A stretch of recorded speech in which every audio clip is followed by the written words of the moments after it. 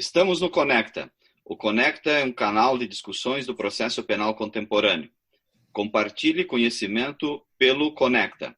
Sou Nereu José Giacomoli, doutor em Direito, professor da Escola de Direito da PUC do Rio Grande do Sul e advogado com escritório em Porto Alegre.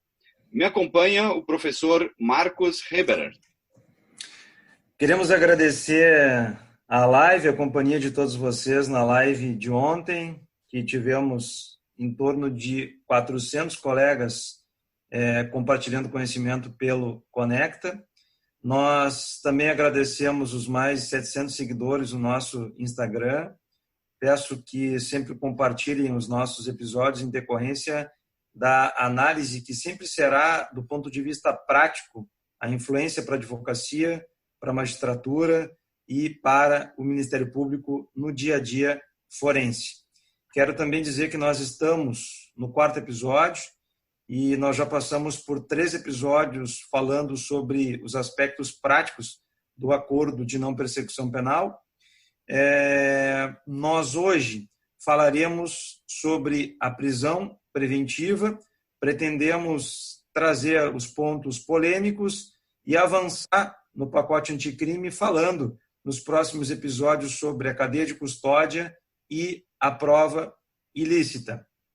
O tema da prisão preventiva no pacote anticrime trouxe um misto de avanço e retrocesso que certamente o professor Nereu, por 2 motivos bastante importantes e bem atuais, poderá nos trazer uma contribuição bastante concreta. E esses 2 motivos são um novo livro sobre prisões, Liberdade e Cautelares Pessoais, pela editora Marcial Pons, e também um artigo publicado recentemente no livro Reformas Penais, Pacote Anticrime, pela editora EMAIS, que nós também estaremos divulgando pelo Conecta, e em seguida divulgaremos o lançamento por live deste livro. Professor Nereu.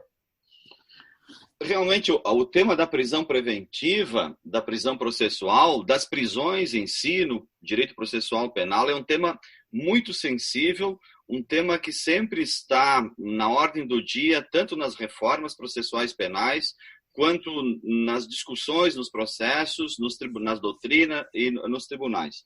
Bom, até 2011, com o advento da Lei 12.403, que modificou o artigo 319 do Código de Processo Penal, nós vivíamos, em termos de prisão e de cautelares pessoais, a dicotomia prisão e liberdade no processo penal. A Lei 12.403, ela possibilitou que, além da prisão preventiva, o juiz pudesse utilizar de outras medidas cautelares pessoais. Elas foram previstas no artigo 319 do Código de Processo Penal. Bom, a partir de 2011, nós tivemos toda uma discussão e avanços e retrocessos na compreensão e na aplicação dessas medidas alternativas ao cárcere.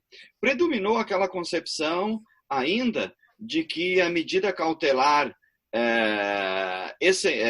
primordial e que vinha sendo aplicada era a prisão preventiva. Essas medidas alternativas, elas não receberam uma boa aceitação no nosso sistema processual.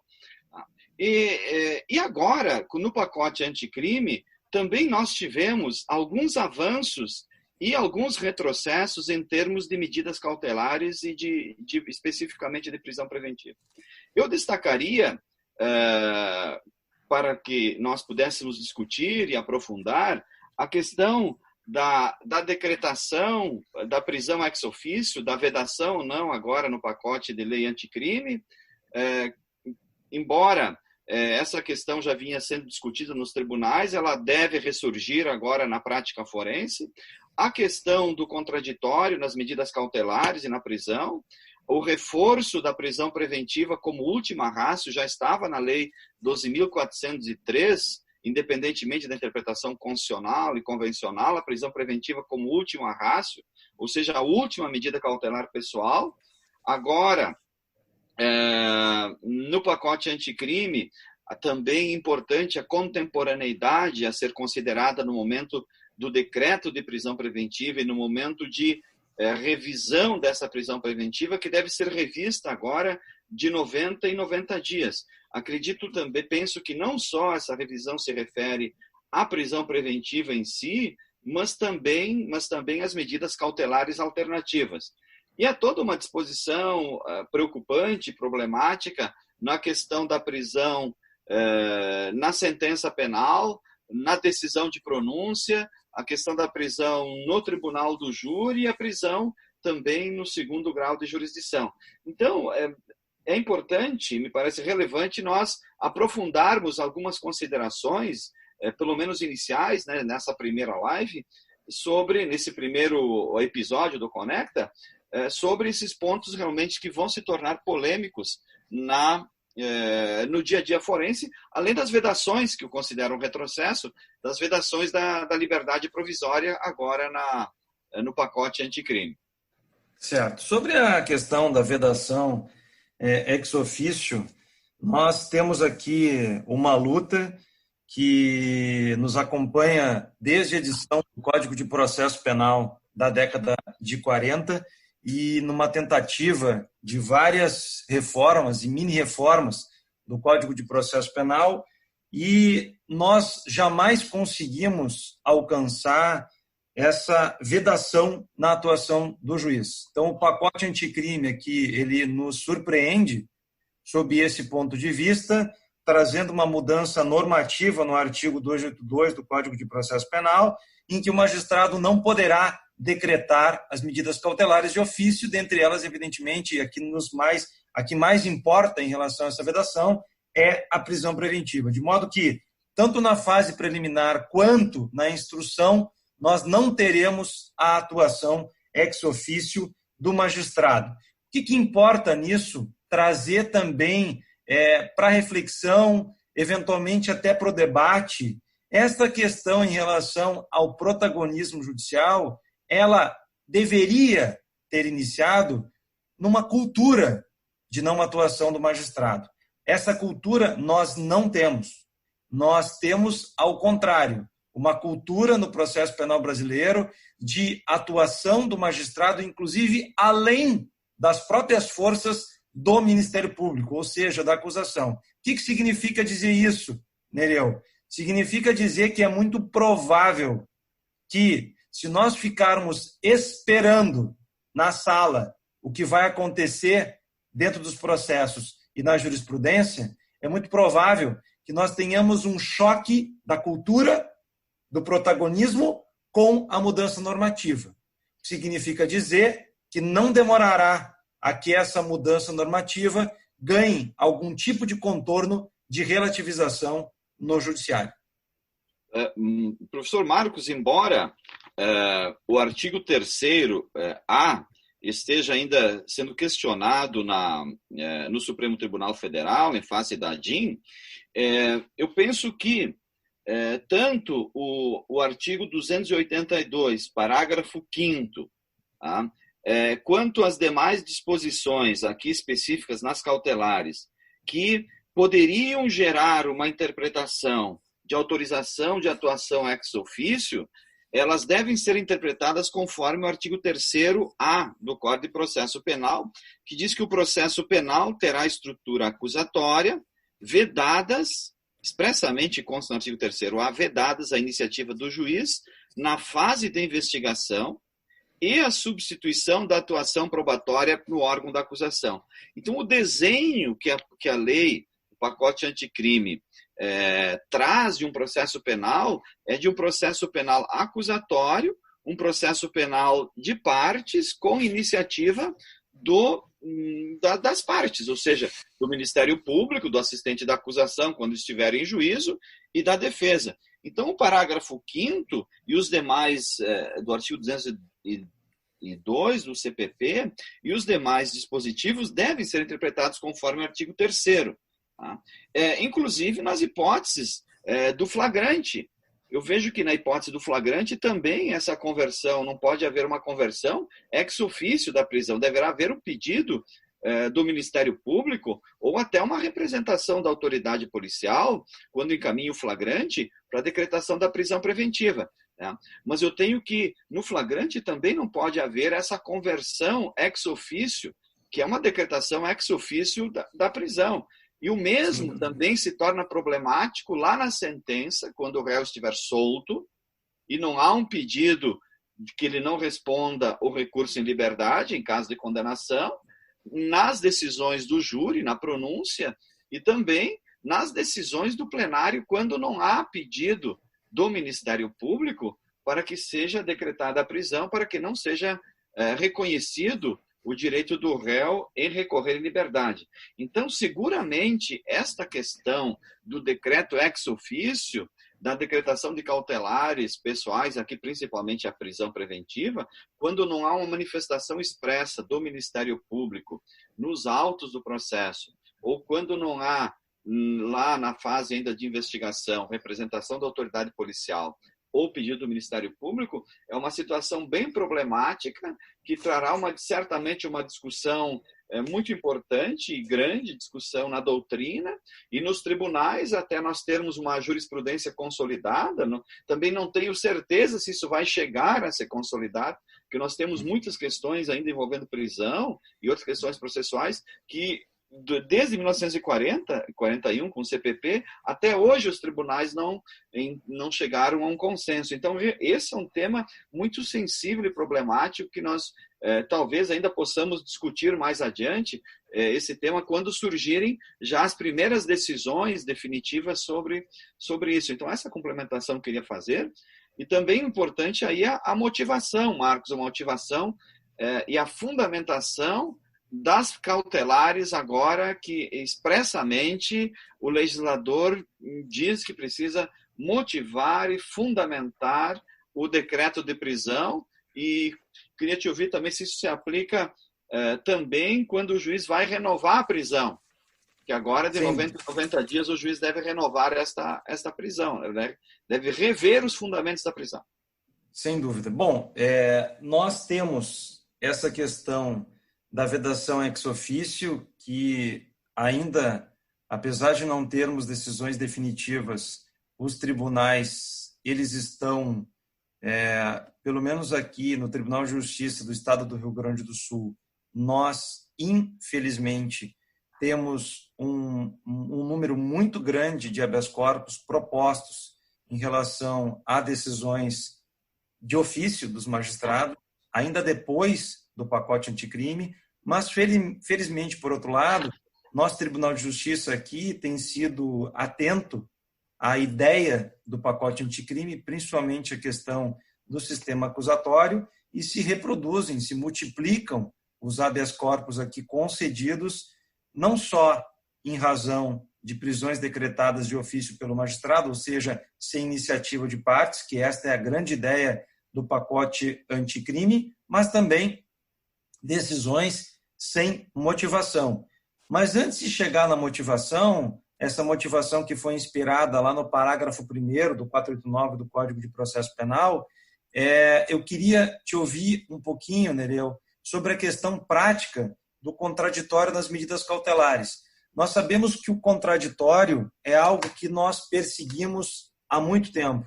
Nós sabemos que nós passamos um período bastante nefasto durante e depois do Código de Processo Penal da década de 40, e foi só na Constituição de 88 que nós tivemos, como diz o professor Ricardo Gleckner, um momento pós-acusatório.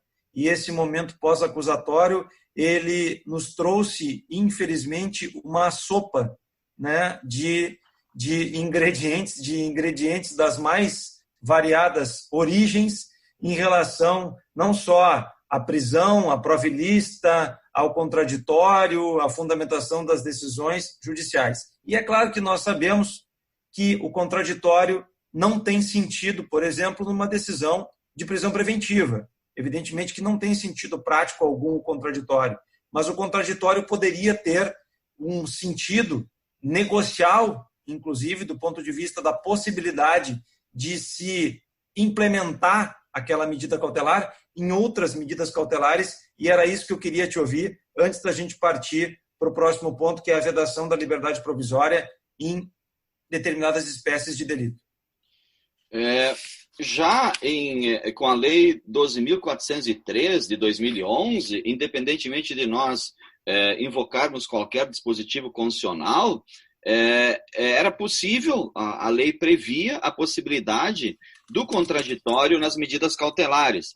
A redação do artigo 282, parágrafo 3º, dada pela Lei 12.413 de 2011, que introduziu sobremaneira o artigo 309, as cautelares alternativas, era: ressalvados os casos de urgência ou de perigo de ineficácia da medida, o juiz, ao receber o pedido de medida cautelar, determinará a intimação da parte contrária, acompanhada de cópia do requerimento e das peças necessárias, permanecendo os autos em juízo. Então, já em 2011, o legislador se preocupou na possibilidade de realizar o contraditório nas medidas cautelares. E agora, no pacote de lei anticrime, o artigo 3º ele foi incrementado. O legislador prevê expressamente que, ressalvados os casos de urgência ou de perigo de ineficácia da medida, o juiz, ao receber o pedido de medida cautelar, determinar a intimação da parte contrária para se manifestar no prazo de 5 dias. Então, aqui já há um prazo estipulado, tá? Permanecendo os autos em juízo, nos casos de urgência ou de perigo, deverão ser justificados e fundamentados em decisão que contenha elementos do caso concreto que justifiquem essa medida excepcional. Então, aqui o pacote anticrime, ele reforça a importância do contraditório no processo e nas medidas cautelares, que já Fazzolari nos chamava a atenção já na Itália, defendendo que a essência do processo jurisdicional se assenta no contraditório. Então, sempre que possível, o juiz deve propiciar à parte o contraditório, isto é, para que ela se manifeste sobre o pedido da medida cautelar antes dela ser decretada. Evidentemente que na prisão preventiva, a regra não vai ser o contraditório, porque via de regra na prisão preventiva, se o contraditório for deferido, for propiciado, a medida não será efetivada. Contudo, o que o legislador acrescentou aqui é um aspecto muito importante, que esses casos de urgência e de perigo que não aconselham o contraditório, o juiz deve justificar e fundamentar o porquê não propiciou o contraditório na medida cautelar. Então, esta é uma modificação importante que ocorreu na legislação. Então, sempre que o juiz for decretar a prisão preventiva, ele deverá, além de fundamentar, motivar nos motivos de fato e de direito, etc., ele deverá justificar o porquê ele não propiciou o contraditório antes de decretar a prisão preventiva. Está expresso no parágrafo 3º. Então, o andamento dos pontos hoje em relação a esse tema que é muito palpitante, que é a prisão preventiva, está a me dizer que nós teremos mais um episódio sobre a prisão preventiva. Mas é importante que a gente entenda que até agora também nós estamos recebendo um aviso de que a prisão preventiva começa a ser vista, pelo menos do ponto de vista normativo, como última ratio. Ou seja, esse é um dos pontos, Nereu, que tu tratou naquele teu artigo, no teu último escrito, pelo menos do qual eu tenho conhecimento, que já foi publicado, no livro Reformas Penais, Pacote Anticrime da Editora Mais, que inclusive em seguida nós teremos o lançamento por live, mas que já está publicado, está à disposição do público. E uma das questões que me chama a atenção e que eu destaco como um grande retrocesso em nível normativo e um retrocesso pela contrariedade à jurisprudência dos tribunais superiores, principalmente do Supremo Tribunal Federal, é a vedação da liberdade provisória por espécies de delito. Nós já tivemos essa experiência antes e essa experiência revelou que isso está completamente na contramão da ideia do nosso sistema jurídico. E por isso que o Supremo Tribunal Federal já vedou a questão da liberdade, vedou vedar a liberdade provisória. Então, agora com o pacote anticrime nessa contramão, nós temos a vedação da liberdade provisória para a reincidência, sem dizer de que tipo de reincidência que aqui se trata. Nós temos a vedação da liberdade provisória para quem integrar uma milícia armada, integrar a organização criminosa armada e portar arma de fogo de uso restrito. Me parece aqui que criou algumas hipóteses em que a prisão, por exemplo, o caso da prisão em flagrante, ela vai passar batido pela motivação, porque apesar do 315, ela vai passar batido pela motivação, por quê? Porque estando presente, pelo menos do ponto de vista da apresentação pela autoridade policial, ou seja, a autoridade policial vai apresentar o caso, e o caso apresentado ao juiz via flagrante vai dizer, olha, aqui temos um agente que supostamente integra a milícia armada. Esse supostamente integra a milícia armada, que certamente faz parte do objeto de investigação e do objeto de futura persecução em andamento para ação penal e do objeto de futura sentença, ele hoje é um indicativo. Esse indicativo vai servir para facilitar que o magistrado mantenha, por exemplo, um flagrante, decretando uma preventiva sem motivação idônea. Por quê? Porque a lei criou uma hipótese objetiva de vedação da liberdade provisória, que, na minha opinião, é um retrocesso. Aqui em outros ordenamentos jurídicos já vem sendo discutido há muito tempo, tá, essa possibilidade de decretação de prisão, ou seja, da prisão obrigatória em determinados, nem decretação, prisão obrigatória em determinados crimes. Né? Mas claro que, embora essa previsão legal, que eu vejo também como um retrocesso em termos de liberdade e da prisão como última ratio, né? Embora isso, essas medidas, a prisão nesses casos, né? A prisão nesses casos, essa vedação da liberdade provisória, ela deve passar por um controle jurisdicional. Né? Então, não é assim uma prisão que decorre automaticamente da lei. Ela começa a decorrer automática da lei, isso é inegável, evidentemente, mas ela deve passar por um controle jurisdicional também da necessidade, no caso concreto. Então, não é a interpretação aqui, ela deve ser conforme ao caso concreto. Há todo um questionamento, por exemplo, na questão das armas de fogo de uso restrito. O que são armas de fogo de uso restrito? Todas as modificações legislativas que ocorreram ultimamente na questão das armas, a questão da reincidência, como tu falaste, Marcos, a questão é a reincidência no próprio crime, é uma reincidência específica, o tempo da reincidência.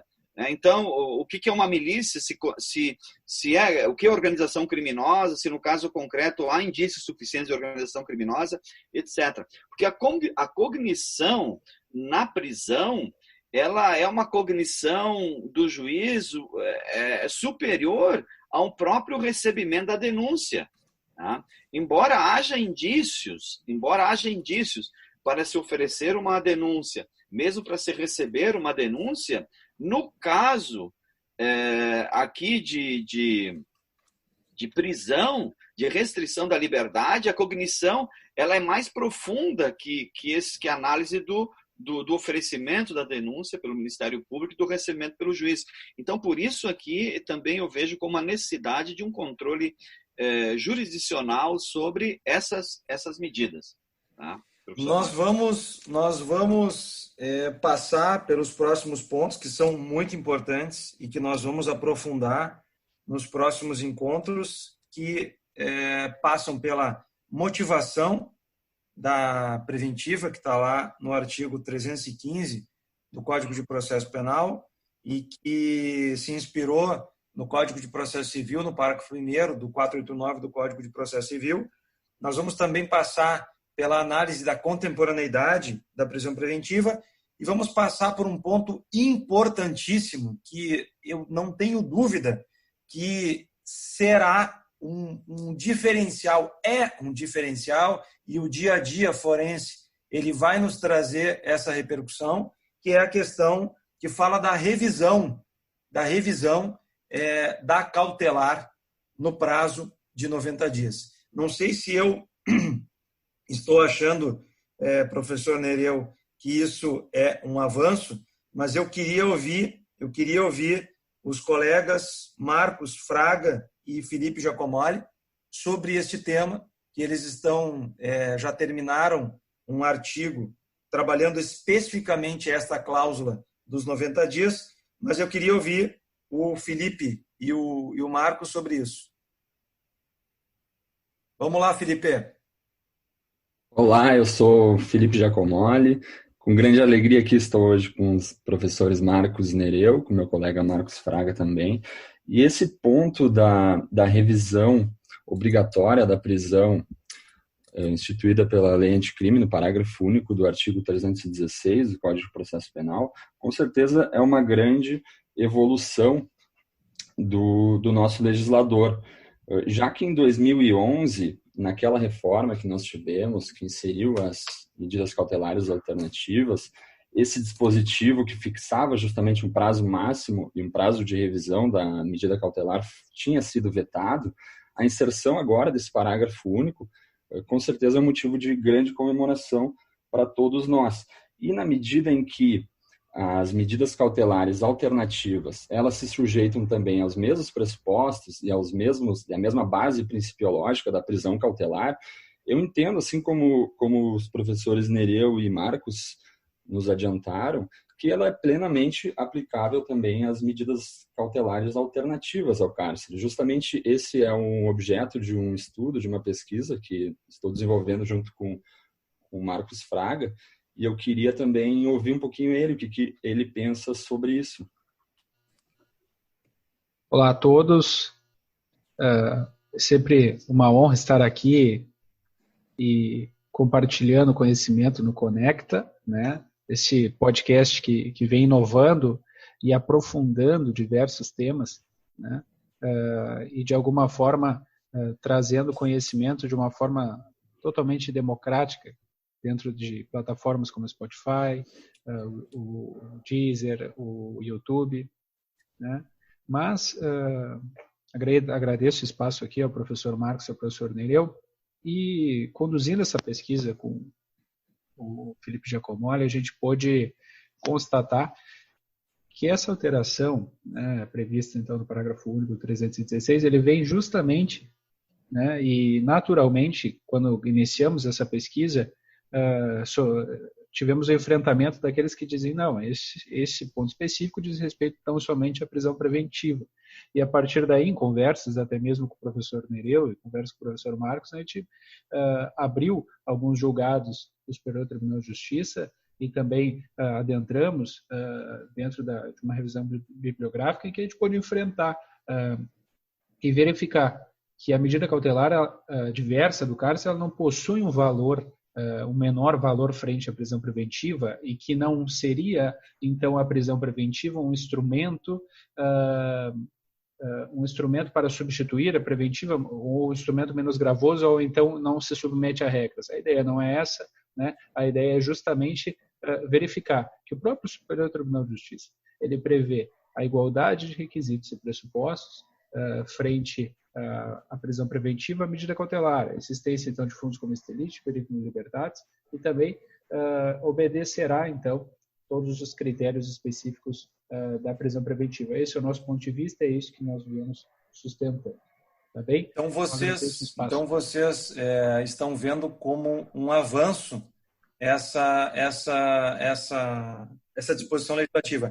Professor Nereu, na prática, como é que funcionaria essa questão da revisão? Nós já estamos em 29 minutos, é com certeza o nosso episódio de maior duração, não só em decorrência de estarmos no 4º episódio, ou seja, estamos crescendo em relação à análise e aprofundamento de cada um dos podcasts, dos temas, mas também por hoje contar com a presença dos colegas Marcos Fraga e Felipe Giacomoli.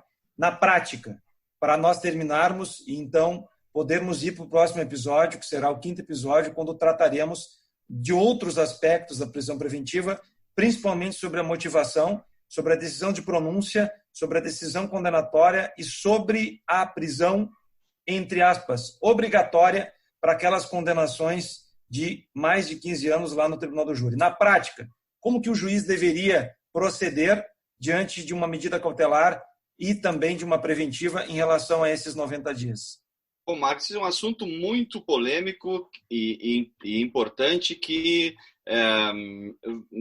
demanda um tempo substancial para nós discutirmos isso. Então, eu sugiro que essa questão da revisão obrigatória das cautelares transcorridos os 90 dias seja o tema do nosso próximo episódio, que é o 5º episódio, é o 5º podcast do Conecta, que irá ao ar no dia 27 deste mês. Então, hoje, no dia 20, nós encerramos nós iniciamos hoje, no dia 20, o podcast sobre a prisão preventiva e continuaremos no dia 27, partindo, então, da necessidade da revisão, necessidade que o legislador trouxe da revisão da prisão e das cautelares de 90 e 90 dias. Então, meu nome é Nereu José Giacomoli, sou doutor em Direito pela Universidade Complutense de Madrid, advogado com escritório em Porto Alegre, e tenho a honra de compartilhar esse podcast com o professor e também advogado Marcos Hebert, e hoje com a participação do Felipe Giacomoli e do Marcos Fraga.